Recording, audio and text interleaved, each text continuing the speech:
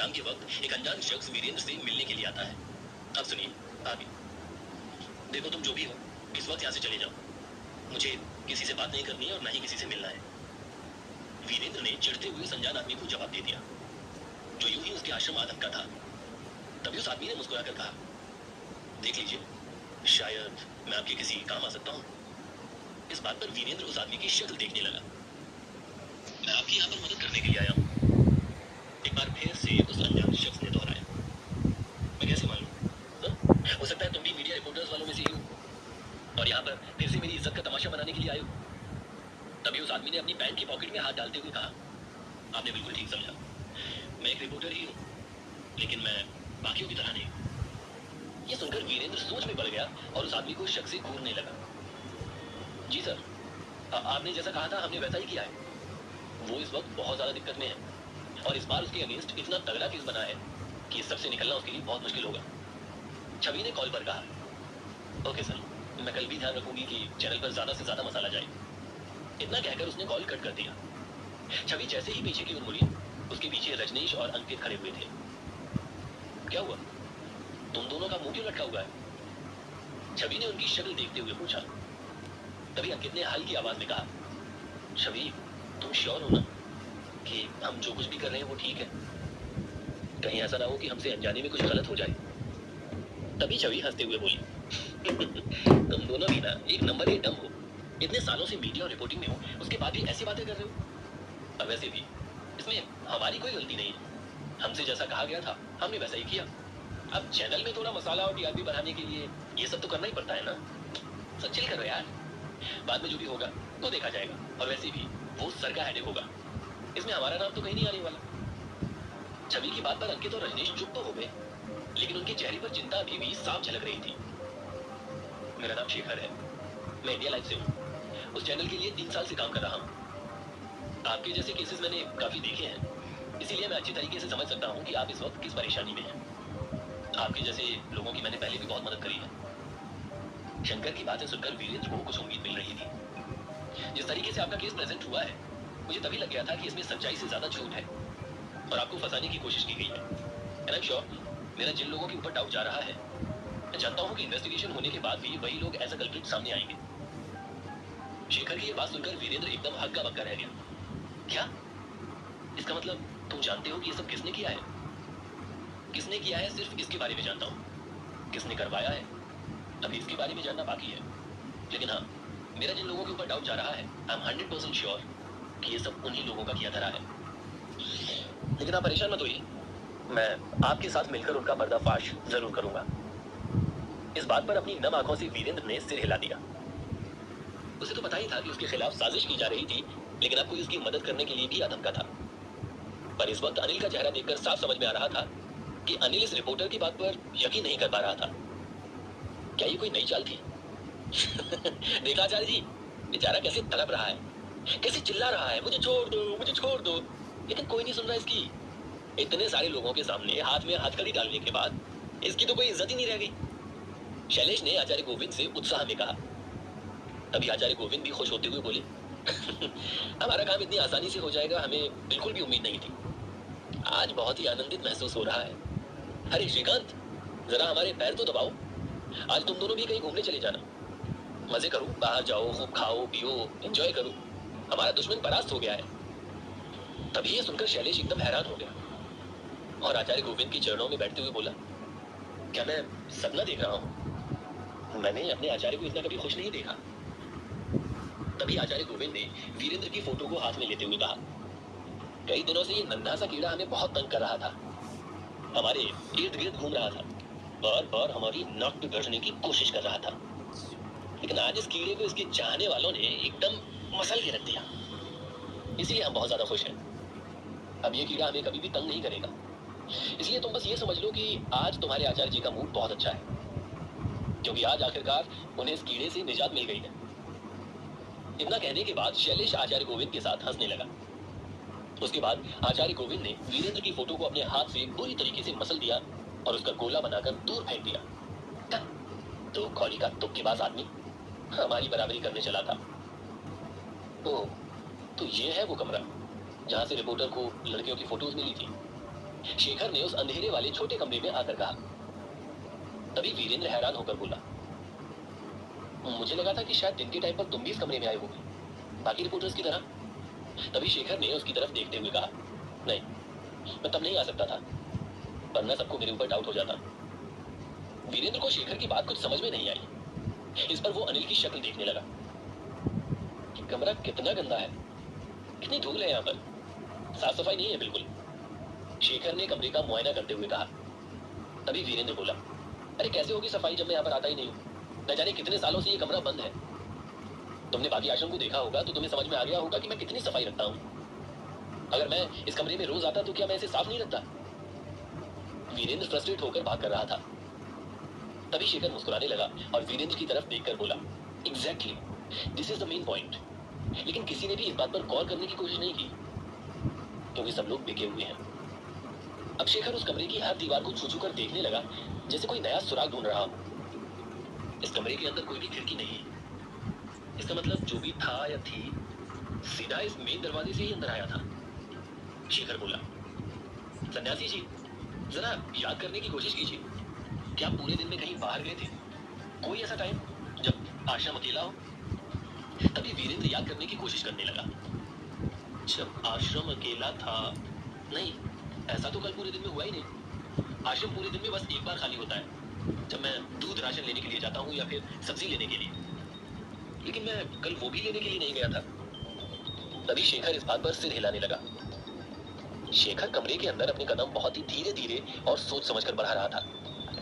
अचानक तभी उसे चलते हुए ऐसा महसूस हुआ जैसे उसके जूते के नीचे कुछ आया। शेखर एकदम अपनी जगह पर रुक गया और जब उसने अपना जूता हटाया तो उसके नीचे कागज जैसा कुछ पड़ा हुआ था। शेखर की भौहें एकदम से तन गईं। उसने फर्श पर से वो कागज उठाया। ये तो किसी फोटो का फटा हुआ टुकड़ा है। शेखर ने उस कागज को अपने हाथ में लेते हुए कहा, अच्छा, शायद यही टुकड़ा यहाँ पर रह गया होगा, वरना बाकी सभी तस्वीरें तो पुलिस अपने साथ ही ले गई। तभी शेखर ने फटाफट अपना फोन निकाला और उसकी टॉर्च जलाते हुए उस पेपर पर लाइट डालकर देखने लगा। अनिल और वीरेंद्र उसकी हरकत से थोड़ा सा आकर्षित होने लगे। वो दोनों भी उसके पास जाकर खड़े हो गए। तभी शेखर ने कुछ पढ़ते हुए कहा, कलर्स तिलक स्टूडियो। वीरेंद्र ने हैरान होकर पूछा, मतलब? तभी शेखर ने उसे समझाया, मतलब ये कि फोटो के पीछे बहुत ही छोटा ये नाम लिखा हुआ है।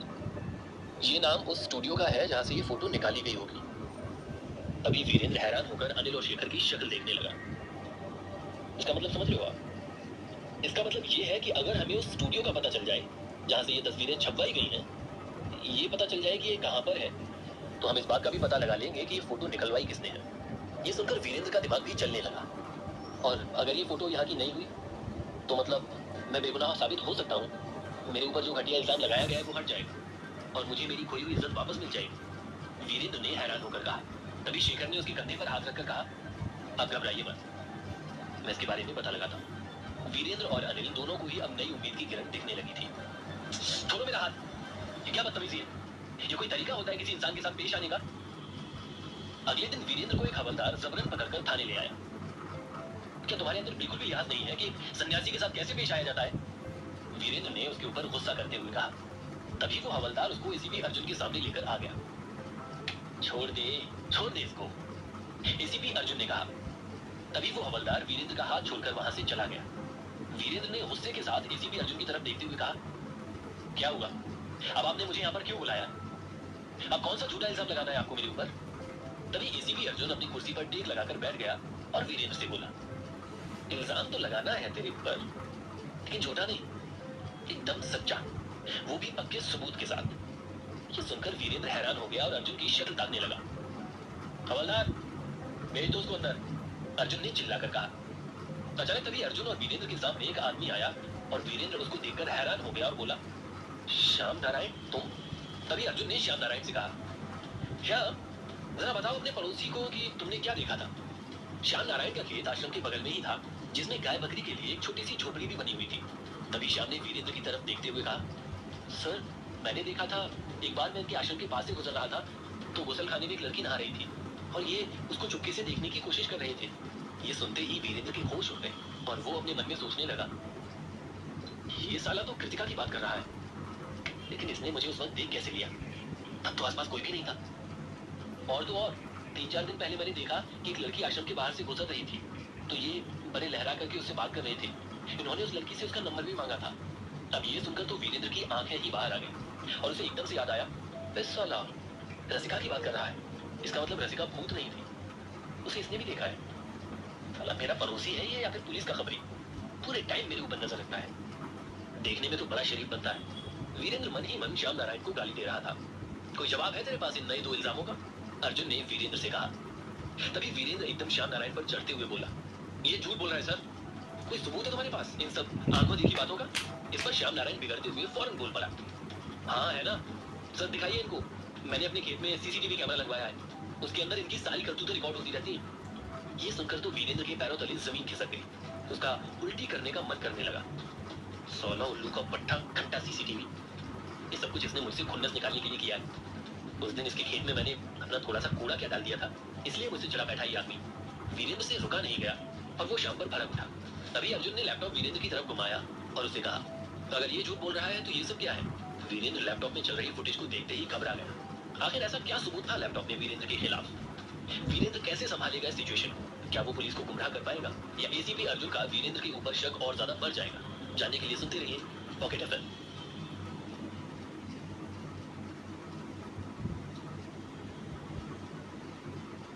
पिछले एपिसोड में आपने सुना कि एक दूसरे चैनल का मीडिया रिपोर्टर शेखर वीरेंद्र की मदद करने के लिए आता है। उसे आश्रम में मिली फोटोज के स्टूडियो के बारे में पता चल जाता है। वहीं वीरेंद्र का पड़ोसी एसीपी अर्जुन को जाकर उसके खिलाफ कुछ सबूत दे देता है, जिसमें एक सीसीटीवी का वीडियो भी है। अब सुनिए आगे। शिट, अब कौन सी वीडियो हाथ लगी इनकी? मैं तो कुछ करता भी नहीं हूँ उल्टा सीधा, उसके बाद में इतना बदनाम हो रहा हूँ। इससे बढ़िया कुछ कर ही लिया होता। एसीपी अर्जुन ने लैपटॉप की स्क्रीन वीरेंद्र की तरफ घुमाई हुई थी। वीरेंद्र घबराते हुए लैपटॉप की तरफ देखकर भी ना देखने की कोशिश कर रहा था। आखिर में उसने फिर देख ही लिया। देखो ध्यान से इस वीडियो के अंदर, ये तुम ही हो ना? क्या देख रहे हो तुम इस खिड़की के अंदर झांक झांक कर?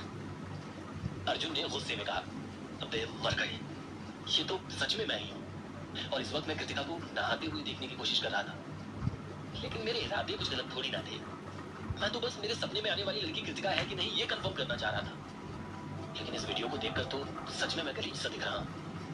अब अपनी इस हरकत का उद्देश्य मैं इस खड़ूस को कैसे समझाऊं? ये तो मुझे ठगी समझेगा ना। ये साला श्याम नारायण मेरा पड़ोसी होकर मेरी ही पीठ पर छुरा घूम रहा है। इस कमीने की वजह से हुआ है सब। वीरेंद्र मन ही मन अपने पड़ोसी को गाली दे रहा था।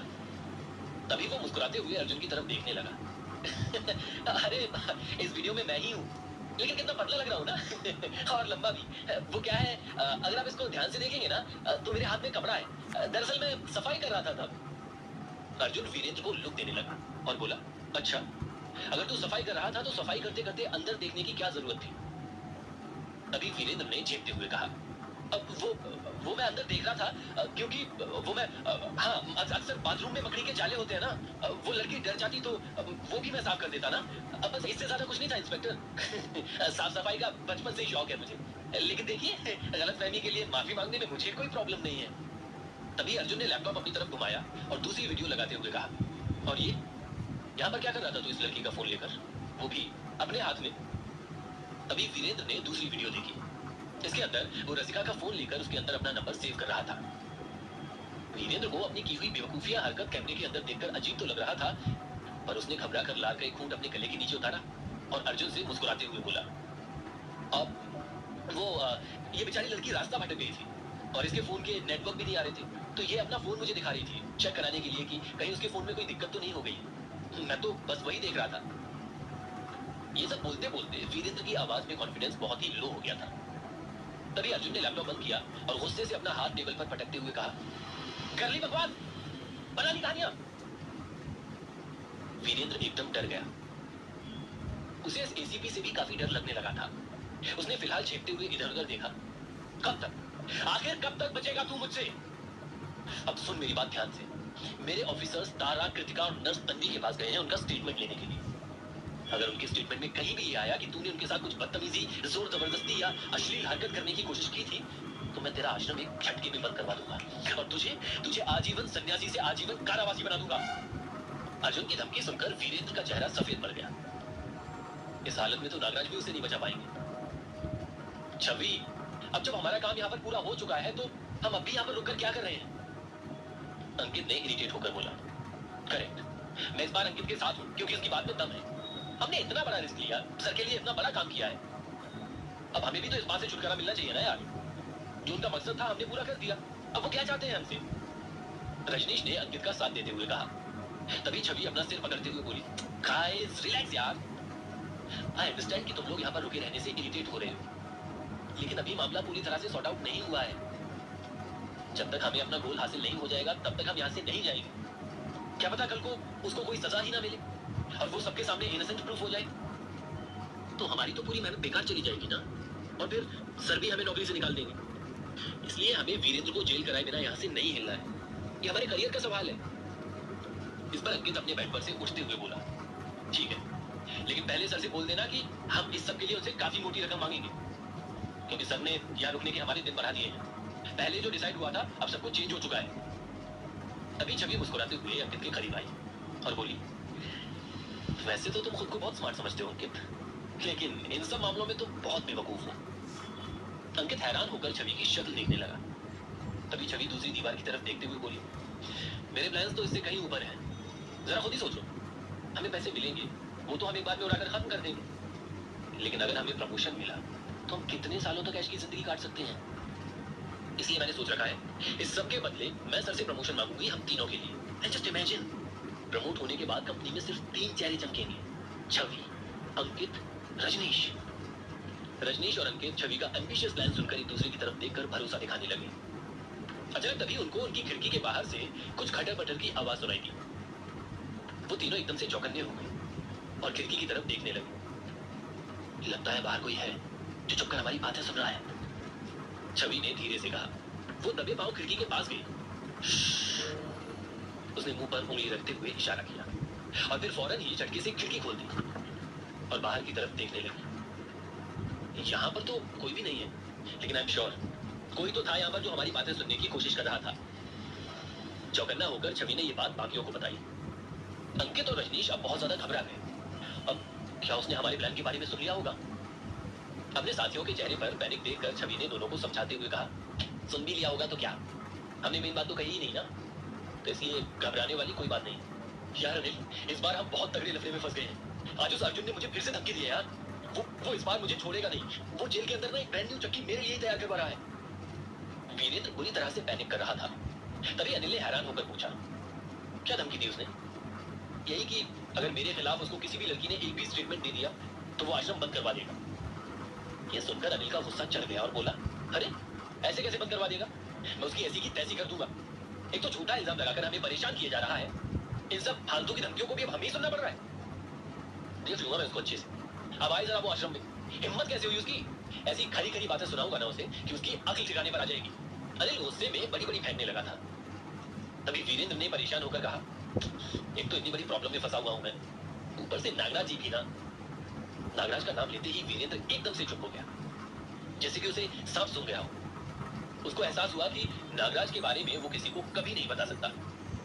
पर अनिल भी अब हैरान होकर उसकी शक्ल देखने लगा और बोला, नागराज? कौन नागराज? अब ये कौन है, किसकी बात कर रहा है तू?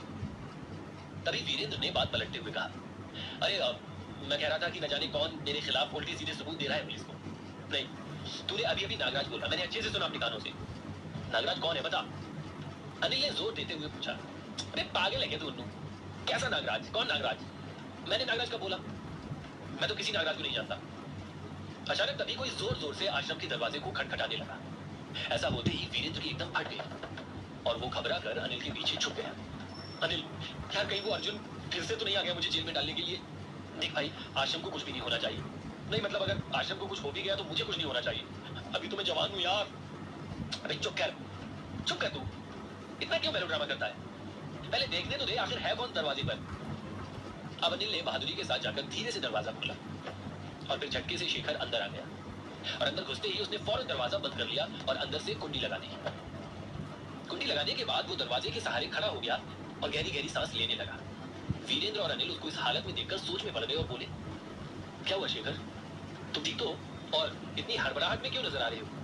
ऐसा लग रहा है जैसे तुम्हारे पीछे 40 मुल्कों की पुलिस लग गई हो। शेखर ने एकदम से कोई जवाब नहीं दिया और वो गहरी गहरी सांस लेकर खुद को शांत करने की कोशिश कर रहा था। अरे भैया कुछ बताओगे भी हमें? आखिर हुआ क्या है? इतने घबराए हुए नजर आ रहे हो, कोई भूत देख लिया क्या? तभी शेखर ने वीरेंद्र और अनिल का हाथ पकड़ा और कहा, तुम दोनों मेरे साथ इधर आओ। मुझे ऐसी बात पता चली है जिसे सुनकर तुम दोनों के पैरों तले जमीन खिसक जाएगी। ये सुनकर वीरेंद्र और अनिल शॉक्ड रह गए और एक दूसरे की शक्ल देखने लगे। देखा तुमने, मैंने कहा था ना, ये शेखर का ही काम है। मुझे तो पहले से ही इसके ऊपर डाउट था। जब फर्स्ट डे में यहाँ पर आई थी तो इसकी शक्ल देखकर ही मुझे लग रहा था कि ये अभी भी हमसे बहुत चिढ़ता है और जरूर हमसे बदला लेगा। मेरा शक एकदम सही निकला। आश्रम से कुछ दूरी पर एक सफेद रंग की सीडान के अंदर छवि ड्राइविंग सीट पर बैठी हुई थी। उसकी बगल वाली सीट पर अनिल बैठा था और पीछे वाली सीट पर रजनीश।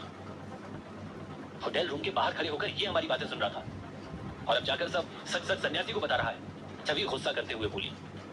तभी अंकित ने उसे आइडिया दिया, मेरी मानो तो इस सन्यासी का इंतजाम करने से पहले हमें शेखर का कुछ इंतजाम करना होगा, वरना ये हमारे लिए बहुत बड़ी प्रॉब्लम क्रिएट कर देगा। तभी छवि अंकित की तरफ देखते हुए बोली, नहीं, हम ये स्टेप अभी नहीं ले सकते, वो भी सर की बिना परमिशन के तो बिल्कुल नहीं। हमारा टारगेट अभी सिर्फ और सिर्फ वीरेंद्र और उसका आश्रम है, इसलिए हम उससे भटक नहीं सकते। पहले हमें वीरेंद्र का गेम ऑफ करना होगा, उसके बाद ही हम शेखर के बारे में सोचेंगे। लेकिन इस शेखर को तो मैं छोड़ूंगी नहीं। वही आश्रम के अंदर रिपोर्टर शेखर इस वक्त लैपटॉप के सामने बैठा हुआ था। चश्मा पहने वो बहुत देर से कुछ काम कर रहा था। वीरेंद्र और अनिल एक दूसरे की शक्ल देख रहे थे और काफी पके हुए नजर आ रहे थे। तभी वीरेंद्र ने एक लंबी सांस ली और शेखर से कहा, शेखर, क्या तुम अब हमें बताओगे कि तुम यहाँ पर इस वक्त क्यों आए हो और इतने घबराए हुए क्यों नजर आ रहे हो? ऐसी क्या बात पता चली है तुम्हें? बस 2 मिनट दो मुझे, अभी बताता हूँ मैं तुम्हें। शेखर ने वीरेंद्र की तरफ देखा भी नहीं और लैपटॉप में फिर से कुछ टाइप करने लगा। उसके बर्ताव से वीरेंद्र इरिटेट हो गया और अपनी जगह से उठते हुए बोला, मैं बता रहा हूँ तुझे, ये आदमी सिर्फ हमारा टाइम बर्बाद कर रहा है, क्योंकि ये भी बाकी रिपोर्टर्स की तरह ही है। इसे हमारे साथ सिर्फ और सिर्फ मसाला मिल रहा है और ये वही लेने आया। ये मेरी कोई मदद नहीं करने वाला, ये सिर्फ मेरा फायदा उठा रहा है। वीरेंद्र काफी, लेकिन शेखर उसकी बात पर कोई ध्यान नहीं दे रहा था। वो लैपटॉप में जल्दी जल्दी टाइप करके कुछ निकाल रहा था। देखा, अभी भी इसके कान पर जू तक नहीं रह गई है। मिल गया, यस। अचानक तभी शेखर उछल पड़ा और खुशी के मारे चिल्लाया। वीरेंद्र और अनिल हैरान होकर उसको देख रहे थे। तभी शेखर ने वीरेंद्र की तरफ देखते हुए कहा, सन्यासी जी, अब आपको चिंता करने की कोई जरूरत नहीं। अब तो उल्टी गिनती गिनने की बारी उनकी है। अब मेरे हाथ जो लगा है ना, वो एक ब्रह्मास्त्र है। किसकी बात कर रहा था शेखर? ऐसा क्या लगा था उसके हाथ? क्या वीरेंद्र अपने आश्रम को बंद होने से बचा पाएगा? जानने के लिए सुनते रहिए पॉकेट एफएम।